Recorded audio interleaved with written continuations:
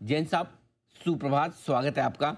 बताएं सर, कौन सा स्टॉक आपको आ रहा है आज पसंद जेम्स के तौर पर?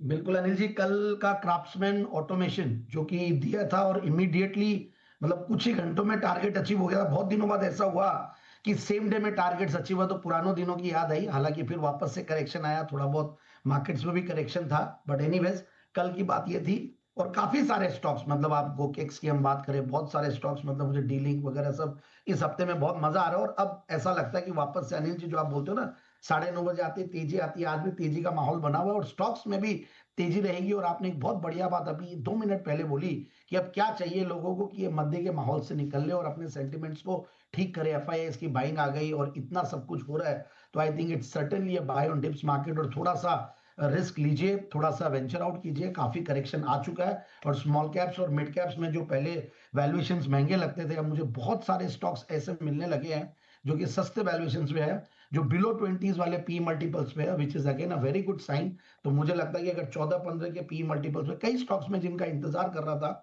अब वो आ गए। वैसा ही एक स्टॉक है जो कि मैं पहली बार 2012-13 में दिया था अनिल जी, अपने पुरानी पारी में। बट इस बार वापस से पहली बार, मतलब 5.5 साल आज जैन साहब के जेम्स को हुए, और जिस स्टॉक को मैं बहुत सालों से ट्रैक कर रहा था, उस स्टॉक को मैं लाया हूं क्योंकि उसके वैल्यूएशन मुझे पहले महंगे लग रहे थे। और वो है मयूर यूनिकोटर्स लिमिटेड। अब इस स्टॉक को इतना लेट लाने का रीजन मैं बता देता हूं कि 14, 14.5 के पी मल्टीपल पे अब आ गया है और बेहतरीन क्वार्टरली रिजल्ट्स। फिर फैब्रिक्स वाले टेक्सटाइल, मतलब ये जो भी technical textiles, artificial leather, auto ancillary, ये सारे फैक्टर्स है जो इस कंपनी को बहुत जबरदस्त अट्रैक्टिव बनाता है। और मैं देख रहा था किस तरीके से कंपनी के अचीवमेंट्स है। देखिए, one of the most preferred suppliers है आर्टिफिशियल लेदर में। और 2023 में ये फोर्ब्स एशिया टॉप 200, मतलब अंडर 1 बिलियन एंटरप्राइजेस में ये आती है। और अभी भी 2500-2600 करोड़ की मार्केट कैप वाली कंपनी है। और उससे भी बढ़िया बात है, they are the largest manufacturer of artificial leather in the country using release power transfer coating technology. और पिछले 30 साल से ज्यादा कार्यरत है कंपनी। बहुत ही पुराना मैनेजमेंट, एकदम एक्सपीरियंस मैनेजमेंट। और अब दूसरी चीजें देखते हैं, पीवीसी, विनाइल और कोटेड टेक्सटाइल्स और ये सब में, जो फुटवेयर्स में, फर्निशिंग्स में, ऑटो ओईएम्स में, और बड़ी बड़ी ब्रांड्स हैं इनके ओईएम्स जो इनके क्लाइंट्स हैं। और बहुत ही जबरदस्त डिस्ट्रीब्यूशन नेटवर्क भी अक्रॉस द वर्ल्ड। और अच्छा खासा इनका एक्सपोर्ट से आता, तो मैं इतने दिन एक्सपोर्ट्स पे थोड़ा वो था, तो थोड़ा डरा हुआ भी था।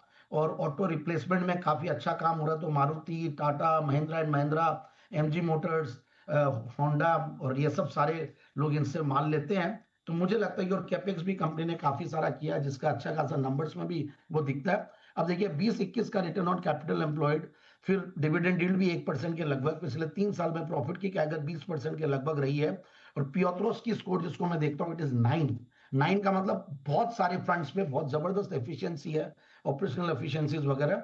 और 30 करोड़ के सामने 53 करोड़ का पैट था दिसंबर 2024 से 2025 के बीच में।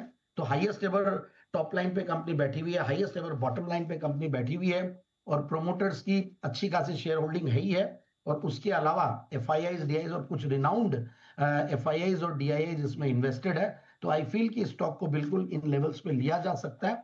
और जो स्टॉक है ये करीब 670 के टारगेट्स के लिए लिया।